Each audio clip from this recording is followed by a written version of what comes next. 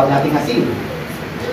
Itong asin na to ay, alam natin na isa sa mga trabaho nito ay pagbibigay ng alat sa pagkain. Pero alam niyo ba na isa lang ito sa napakaraming function ng asin? Sa research ko, around 14,000 uses of salt ang available na pwedeng paggamitan dito. I think marami sa atin ay familiar po sa ilang mga gamit, pero probably hindi natin kayang i-mention yung 14,000 other uses of it. And don't worry, hindi po yun yung preach ko. Hindi yung topic na ituturo ko ngayon. Ang pagkasaluhan po natin sa mga oras na ito ay kung paano pinakita o paano tinitignan ng Panginoong Jesucristo ang kanyang mga disipulo bilang mga asin ng mundong ito. At kung paano ang asin ay napakalaki ng epekto o yung naging impact nito sa mundong ito ay inaasahan o tinatawag ang bawat Kristiyano na magkaroon ng parehong epekto at impact sa mundong ito. Kaya po sa teksto po natin, inaanyahan po ang bawat isa na tumayo. Supposedly, ang ating text ay Matthew 5:13 lang po, pero hayaan niyo pong umpisahan po sa verses 11, ay verses 10, at tapusin po natin sa verses 16 po. Kung dyan na po kayo, babasahin po ito sa English Translation, Matthew 5:10-16. Blessed are those who are persecuted for the righteousness' sake, for theirs is the kingdom of heaven.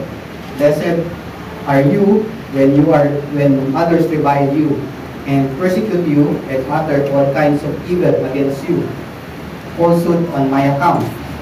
Rejoice and be glad, for your reward is great in heaven. For so they persecuted the prophets who were before you. Ito yung text natin sa verse 13 po. You are the salt of the earth. But if the salt lost its taste, how shall its saltiness be restored? It is no longer good for anything except to be thrown out and trampled under people's feet. Verse 14, you are the light of the world. A city on a hill cannot be hidden, nor the people light a lamp and put it under a basket, but on a stand, and it gives light in all the house. In the same way, let your light shine before others, so that they may see your good works and give glory to your Father who is in heaven. Ngayon na po tayong nakaupo. So, binasa ko nga po yung ilang bahagi ng Matthew 5 bago dun sa ating main text. Yan nga po, ang konteksto ng ating text po ito ay pumapatungkol dun sa tinatawag na Sermon of the Mount, kung saan yung unang bahagi, ilan doon, yung binasa natin kanina, ay pumapatungkol dun sa Beatitudes. Ang Beatitudes po ay ito ay nagpapatungkol sa mga characteristics and blessedness ng mga tao ng Diyos sa kabila ng kanilang sitwasyon sa buhay. So by the time pagdating ng verses 13-16, kung saan nandun yung ating teksto, makikita naman natin yung responsibility ng mga tinawag na tao ng Diyos, kung saan tinatawag nga sila na magkaroon ng kakaibang epekto, malaking epekto o godly impact dito sa mundo nito. Kung paano kasi ang ilaw, alam natin yung napakabuting value nito sa mundo. Likewise, ang Diyos natin sa kanyang karunungan ay specifically nilagay at providentially nilagay tayo sa mundong ito upang gawin yung trabaho ngayon. Alam natin na sa paningin natin, mabuti yung ginagawa natin para sa Panginoon natin at mabuti yun sa paningin ng Panginoon natin. Alam natin yung mundo hindi ganun yung response nila, or most likely hindi ganun, madalas. Pero hindi ibig sabihin nun yung ginagawa natin ay walang value, walang pakinabang. Ang katotohanan ito ay patuloy na nag-encourage sa atin na gawin yung tungkulin natin at yung mga pinag-uutos ng Diyos sa atin habang nandito tayo sa mundong ito, dahil ultimately ito ay nagdadala sa kabutihan ng sangkatauhan at sa kaluwalhatian ng ating Diyos. Yun nga yung Pinoy sa verse 16. Pero sa sermon na ito, ang nais ko pong bigyan ng tuon ay ang verses 13 po.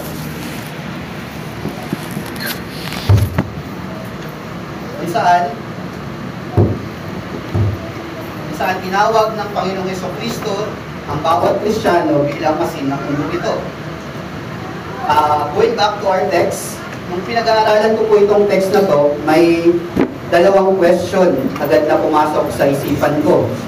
Una, yung unang tanong na naisip ko habang pinag-aaralan yung text ko, ano ba yung pinapatungkol ng Panginoong Jesucristo dito sa asin? So, pwede tayo maging specific.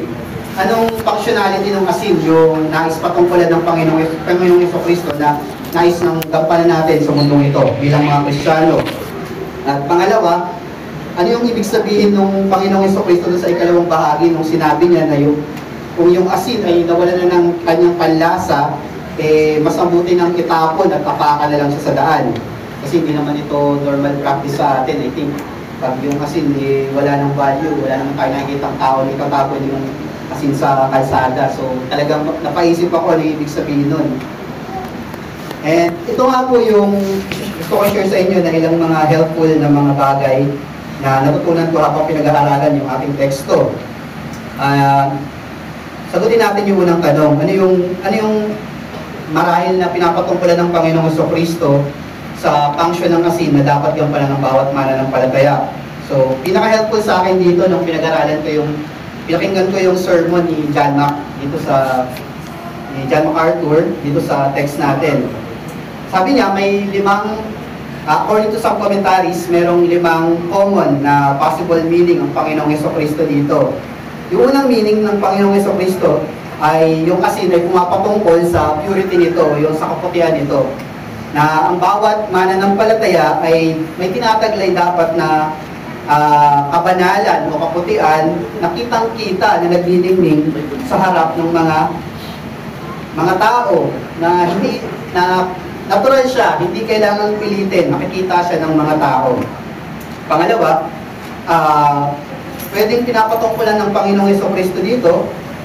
I think ito yung common or madalas may isip agad natin kung paano yung asin na nagbibigay ng lasa sa pagkain. Na ang bawat mananampalataya ay inilagay ng Panginoon o ng Diyos sa mundong ito para magbigay ng lasa o flavor.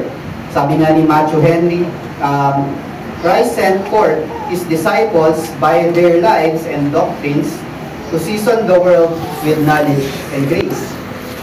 Pangatlong pwedeng punto ng Panginoong Jesucristo dito, I think dito common, yung asin daw ay, ano ba yung Tagalog ng sting? Somehow, salt are to sting. Hindi ko alam yung Tagalog, parang nakakasakit, gano'n, o nanusok, o nagdudulot ng irritation. Na itong irritation na to ay nagbibigay ng kagalingan. Alam niyo po sa Jewish culture, yung mga bata, bagong sila, pinapahiran sila ng asin para maano yung mga impurities dun sa katawan nila. And ito yung isa sa mga maaaring purpose ng Panginoong Jesucristo na yung mga katotohanan na pinapahayag ng mga Kristiyano o ng mga mananampalataya sa mundong ito, talagang nai-irritate yung mundo. Na naiirita sila, nagagalit sila, nag-react sila, pero yung bottom line na purpose na may nagbibigay ng kagalingan yon sa makaramihan ng mga tao, hindi lang nila ina-admit. Pang-apat na possible na meaning ng Panginoong Jesucristo dito ay ang asin ay nagdudulot para mauhaw yung tao. Nagkikain siya ng desire para uminom yung tao ng tubig. At alam natin na kapag ang tao ay tinapos ng tubig or hindi proper yung kanyang intake ng water ay masama yun sa kanyang katawan. We created beings have this longing for God. Alam natin yan kahit yung mga tribo. Pero alam natin na tainted yung longing na yun. Kaya nangyari, nakikreate tayo ng idolo natin. Pero dahil pinapadala ng Diyos yung kanyang mga tao sa mundong ito, nakikita ng mga tao kung ano yung tamang communion, tamang relasyon ng mga tamang tao ng Diyos sa Kanya. At maaaring mag-create ito ng gutom at uhaw sa kung paano dapat maglong sa tamang Diyos.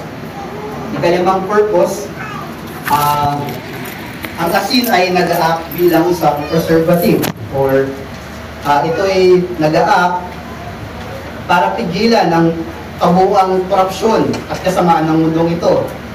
Kung paanong, not sure kung kayo nakapag-try na sa inyo dito, yung mga pag nilalagyan natin ng asin, yung mga mga karne at mga isda sa mga ref natin, or kahit hindi pa nga kung wala tayong ref, kahit lagyan lang natin ng asin yung mga yun, alam natin na maprepreserve ba yun. Ganun din yung idea.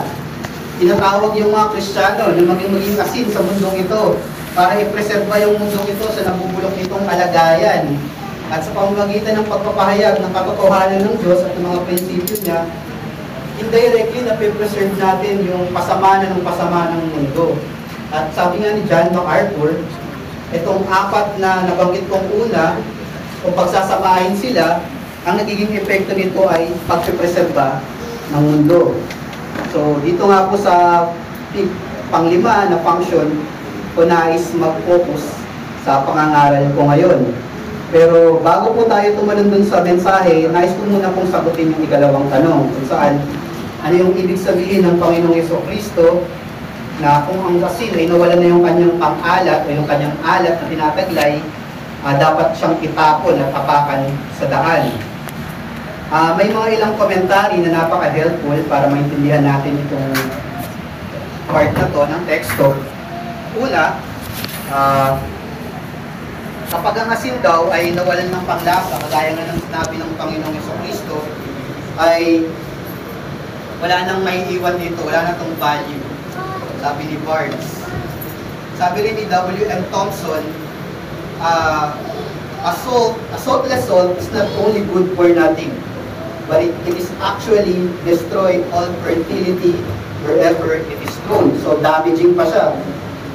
Pag nilagay mo yung asin na wala ng alat, tapos nilagay mo sa isang halaman, mamamatay yung halaman na yon. Kaya mas mabuting itapon na lang siya sa kalsada para apakan. Sabi rin ni Clark, merong tinatawag na asin sa Judea, ang tawag dito ay bituminous salt.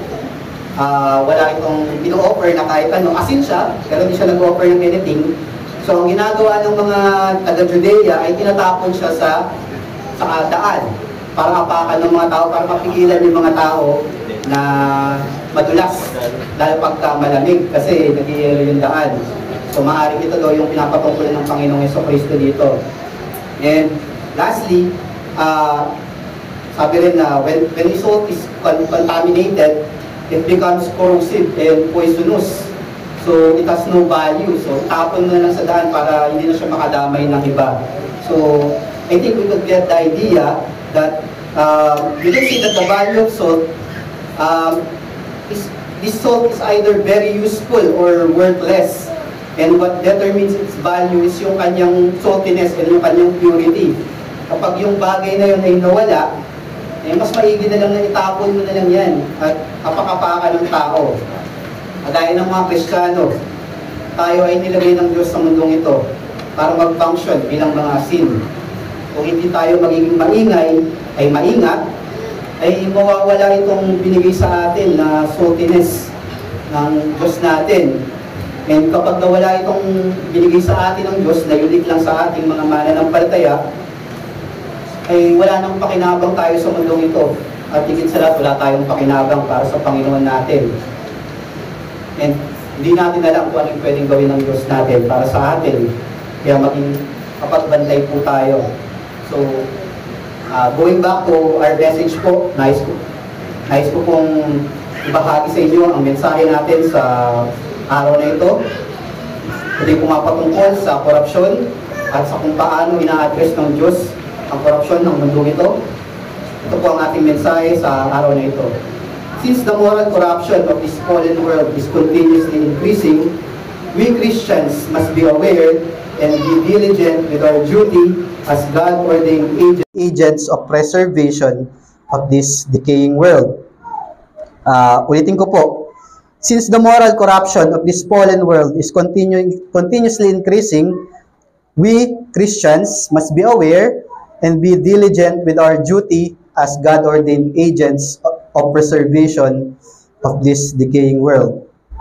Dalawang realidad po ang nais kong ibahagi na kitang-kita sa ating teksto.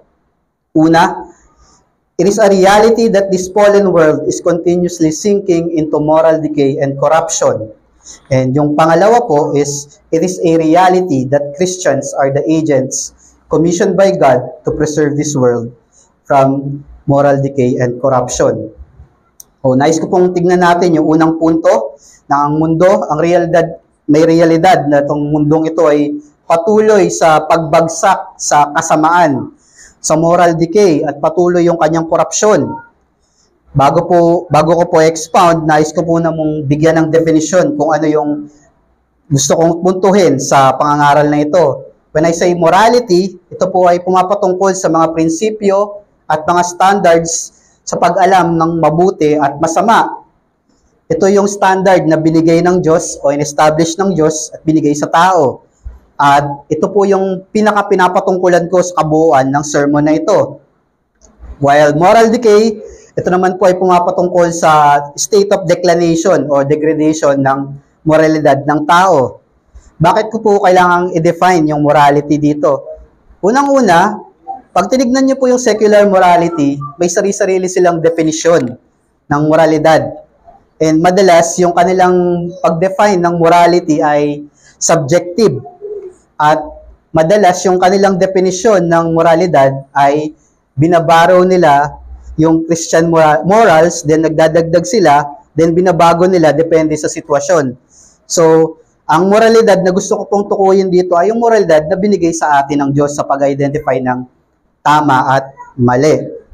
So, madalas nating maririnig sa mga tao sa paligid natin, hindi lamang sa Kristiyano, pati sa mga nagsasabing hindi kumikilala sa Diyos, yung katagang pasama na ng pasama ang mundo.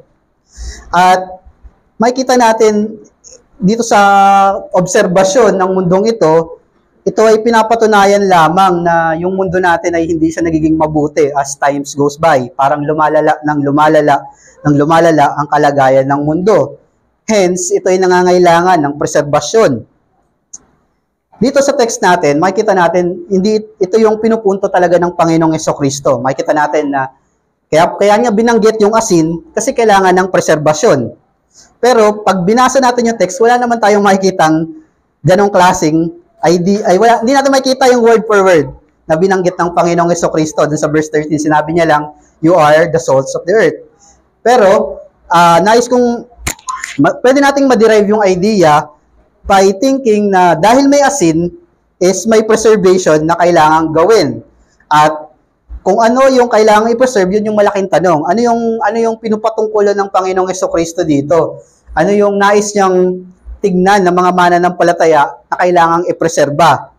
And I believe na ang nais bigyan ng punto ng Panginoong Jesucristo dito ay yung kanyang binigay na moralidad sa mga tao na ultimately, yun din yung nagpe-preserba sa kabuuan ng sangkatauhan. There's no denying that Jesus and the Bible speaks about sin and depravity of man.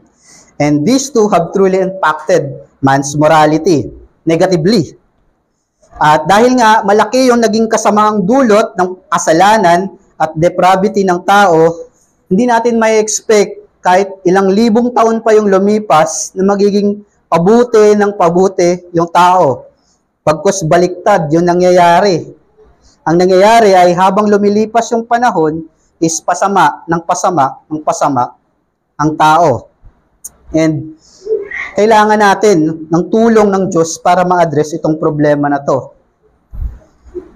Ang totoo is kung iiwan tayo ng Diyos sa sarili natin, iiwan tayo ng Diyos sa problemang ito, sigurado kapahamakan at sariling pagkawasak yung kababagsakan natin. Ang moral compass natin ay hindi nagiging mabuti, palala ng palala, dahil sa resulta ng ating depravity. I think marami sa atin nakapanood na ng mga movies kung saan survival yung nangyari. Kunyari, may mga gera or may mga pangyayari na kung saan nauubos yung sangkatauhan. Papansinin nyo, ang sinisisi ng tao dun sa mga movies na yon ay tao din. Hindi lang niya ina-admit na kasalanan ng tao, pero tao din. So basically, even yung unbelieving world is nakikita nila ng pinakakalaban ng tao ay tao din. Pero hindi nila sinasabi ng kasalanan ng tao at kasamaan ng tao yung pinaka-problema. Ito ay very evident sa kasaysayan ng tao. Mula sa pagkabagsak ni Adan, hanggang kay Noah, hanggang kay Abraham, hanggang sa panahon ng mga Israelita, bago pa ang pagdating ng Panginoong Jesucristo, yung moralidad natin ay hindi nagiging mabuti. Palala pa ng palala. Actually, dun sa 400 years na kung saan hindi kinausap ng Diyos yung mga Israelita, ano yung nangyari? Hinhijack ng mga Pariseo yung moralidad na binigay ng Diyos.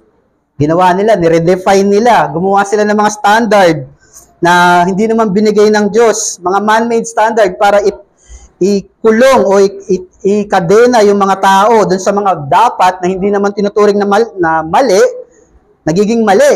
Yung mga tama, nagiging mali dahil sa moralidad na hinhijack ng tao. Ito yung kalagayan ng tao kung pababayaan tayo ng Diyos. Kaya nung panahon na dumating ang Panginoong Jesucristo, ano yung nangyari? Na-realign, na tama, na bago, nabalik yung moralidad na binigay ng Diyos, na binaba ng Diyos sa atin. Sa pamamagitan ng pangangaral ng Panginoong Jesucristo, tinama niya lahat ito. Na-reestablish, pinangaral, at hanggang ngayon, nakikinabang tayo at ang mundo. Pero sa kabila ng influence ng Panginoong Jesucristo at ng kanyang mga disipulo, ito pa rin tayo, pabagsak pa rin tayo sa korupsyon. Pasama pa rin tayo ng pasama. Sabi nga ng iba, we are even worse than yesterday. Dahil sa kasalanan at depravity natin. And the world will never admit that. They will blame the people but not sin and our depravity. Alam ba natin yung hinihiling natin sa Diyos na pabayaan na lang niya tayo? Who knows kung anong mangyayari pag pinabayaan tayo ng Diyos sa sarili nating kamangmangan. Basahin po natin yung Romans 1:18-32. Makikita natin yung preview ng kalagayan ng tao kapag pinabayaan tayo ng Diyos sa sarili natin. Ang pinakapunto ko po dito is, as moral creature, the reality that this fallen world is continuously sinking into moral decay and corruption must humble us and make us plead for God's mercy to continually preserve this world from total corruption.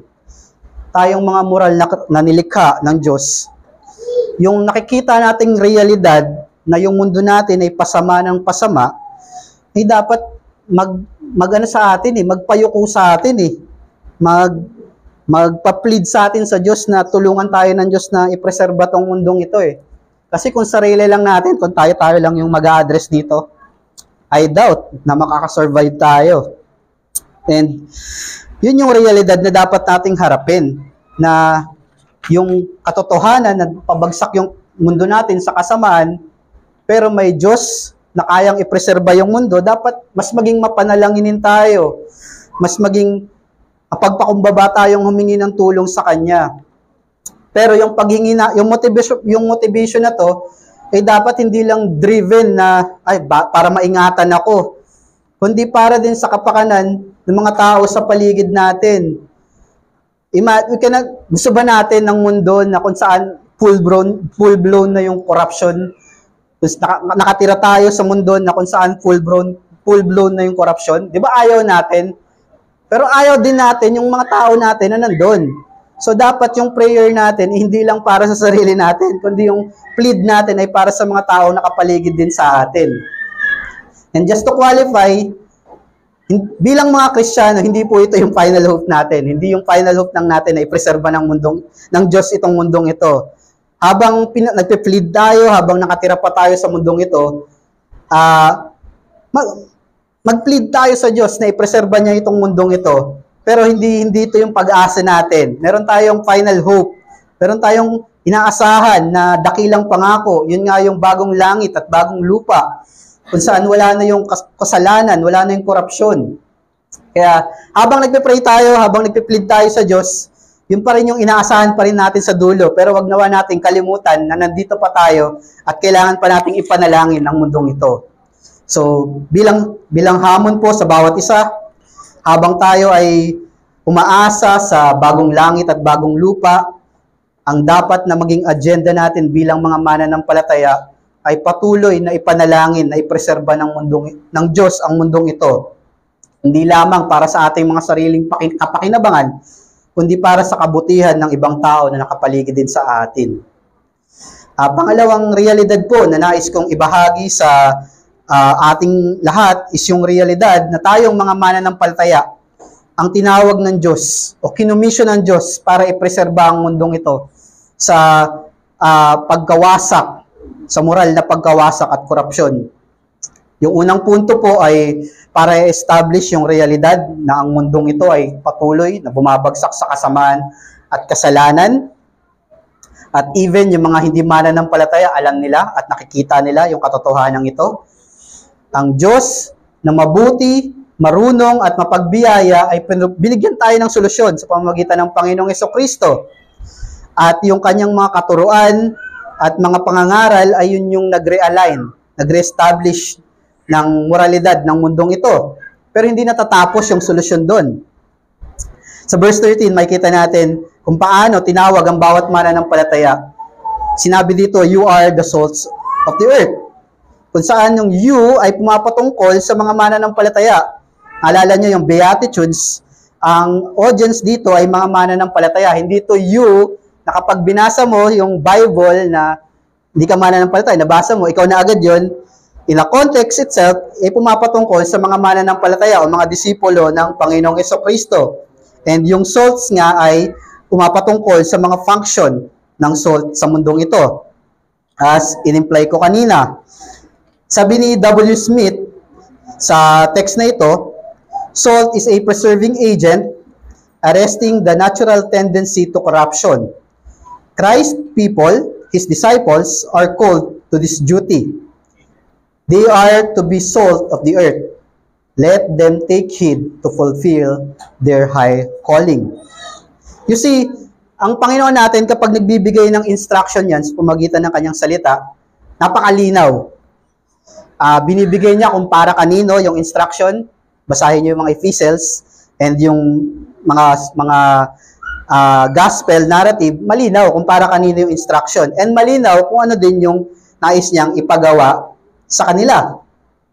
And makikita rin natin na ang Diyos ay hindi siya nag-uutos nang hindi ini-equip yung kanyang mga inuutusan o yung kanyang pinag-uutusan. Makikita natin na napakalinaw dito na ang lahat ng Kristiyano ay tinawag sa tungkuling ito. Sabi nga ni Benson, not the apostles, not the ministers only, but all believers were appointed to be the means of preventing or curing the growth of that corruption which prevails in this world. So, napakalinaw ng punto ng Panginoong Jesucristo, yung you ay pumapatungkol sa bawat mananampalataya at hindi ito sa mga selected na mga Kristiyano. Yung punto natin dito is those who claim to be disciples of Christ must be aware of this duty. It is a direct assignment from our Lord, given not to few or selected disciples, but to all Christians out there. Lahat tayo, lahat ng mga nagsasabi, ikaw ba ay disipulo ni Kristo? Ikaw ba ay tagapaglingkod ng Panginoong Jesucristo? Ikaw ba ay mananampalataya? Then, ang trabahong ito ay para sa iyo. Kung naghahanap ka ng trabaho para sa Panginoon mo, isa ito sa napakaraming trabaho na ibinigay sa atin. Kaya maging aware tayo.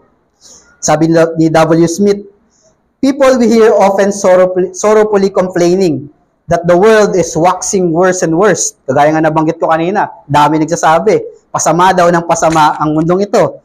Let those who complain of it bethink them whether they are playing their part as salt to check this corruption. So tayo ba ay nandun lang sa side na puro complain, pasama ng pasama ang mundo, tapos hindi naman natin ginagawa yung tungkulin natin bilang mga Kristiyano para ipreserba ang mundong ito. Nandun lang ba tayo? Naiiwan lang ba tayo dun sa tagapagmasid na nakikita ang katotohanan pero walang desire na gawin kung ano yung tungkulin na ibinibigay sa atin ng Diyos? Alam natin, yung pagrereklamo ng walang pagkilos ay hindi nakakatulong para i-address yung problem. At ang malala doon ay hindi mo pa nasusunod ang Panginoon mo. Ngayon, probably ang tanong sa ating mga isipan is, paano ang isang Kristiyano ay makakatulong para ipreserba ang mundong ito. Paano ang isang Kristiyanong kagaya ko? Paano ang isang estudyanteng Kristiyanong kagaya nyo? O ang isang manggagawang Kristiyano? O isang guro? O isang nanay? O ang isang asawang lalaki? O isang bata? Makakatulong para ipreserba ang mundong ito sa korupsyon o sa kasamaan. May 3 akong nais na ibahagi. Pwedeng marami pa kayong maisip. Iniiwan ko yung aplikasyon sa inyo para pag-isipan. Pero ito yung immediate na naisip ko. Una, we are to pray for God to preserve this world. Kanina ko pa binabanggit, paulit-ulit yung binabanggit ko, na tayong mga Kristiyano ay tinatawag para ipadalangin na ipreserba ng Diyos ang mundong ito. Sabi ni Barnes, Christians by their lives and instructions are to keep the world from entire corruption by bringing down the blessing of God in answer to their prayers. Pakaganda nung sinabi niya na yung paraan natin ng pananalangin ay ginagamit ng Diyos bilang means para ipreserba itong mundong ito. So, in the simplest sense, God has promised that He will bless this world. Ay, hindi natin pwedeng i-deny yan. Pinangako ng Diyos yan, i-bless niya yung world na yun, but through His people. And I believe na isa sa paraan para i-bless ng Diyos ang mundong ito ay sa pamamagitan ng yung mga mananampalataya ay patuloy na mananalangin para sa mundong ito. May katotohanan yung may katotohanan. Totoo, yung sinasabi ng Proverbs na yung mga prayer ng mga unbelievers ay abomination sa tenga ng Panginoon. Pero tayong mga mananampalataya, iba yung panalangin natin eh. Dapat tayo yung una na nanalangin para sa preserbasyon ng mundong ito. So, yung challenge para sa bawat isa sa atin, na-consider ba natin na ipanalangin? Na-consider ba natin na isama ito sa mga panalangin natin? Or ginagamit natin yung idea o yung katotohanan na soberano naman yung Diyos. Hayaan natin na yung Diyos kumilos sa kung ano yung kagustuhan niya para i-excuse yung sarili natin para magpakita ng pakialam sa mundong ito. Alalahanin mo, ikaw ay naninirahan pa rin sa mundong ito. Ang anak mo ay maninirahan sa mundong ito. Yung mga susunod na lahi, hindi natin alam. Walang sino man sa atin nakakaalam kung hanggang kailan tayo maninirahan sa mundong ito. Bakit hindi mo gawin yung tungkulin mo? Hindi ba tinawag tayo na para ipanalangin ang lahat ng tao sa 1 Timothy 2? And alam natin sa kasaysayan ng mundo na kung paano pinipreserba ng mundo ang society, isa sa mga paraan na ginagamit ng Diyos ay pagre-raise ng mga godly leaders. Maraming bansa na napepreserba yung kanilang moralidad dahil may mga godly leaders pang nire-raise yung Diyos. Ang Amerika, isa sa pinaka-problema nila ngayon, yung napakalalang moralidad nila. And maraming mga mangaral talagang umaapoy yung kanilang bibig sa kung gaano pasama ng pasama yung bansa nila. Kaya ang prayer nila, mag-raise ng godly leaders para mapreserba yung kanilang bansa. Huwag na nating antayin na mangyari yon sa bansa natin bago natin ipanalangin na ipreserba ng Diyos itong mundong ito. Pangalawang application, kung paano tayo magiging tagapagpreserba ng mundong ito, we are to counter the moral decay and corruption by proclaiming and influencing the world with God's truth and principles. A salt cannot preserve food if it is not mixed with a food item. Ganun din, yung mga katotohanan na dala-dala natin, yung mga prinsipyo na dala-dala natin, try mong itago yan sa sarili mo. Tapos magkulong ka lang dyan sa kwarto mo. Huwag mong sabihin, huwag mong iproklama, huwag mong ibahagi sa ibang tao. Tingin mo may kabutihang dadalhin yan sa mundo. Isa sa mga hamon sa ating bilang mananampalataya ay hindi lang lumago tayo sa kaalaman, kundi lumago rin tayo sa pagbabahagi ng katotohanan sa mundo na kinapapaligiran natin. Kung sino mang higit na nangangailangan nito ay yung mga taong nakapaligid sa atin, kaya huwag nating ipagkait sa kanila ito.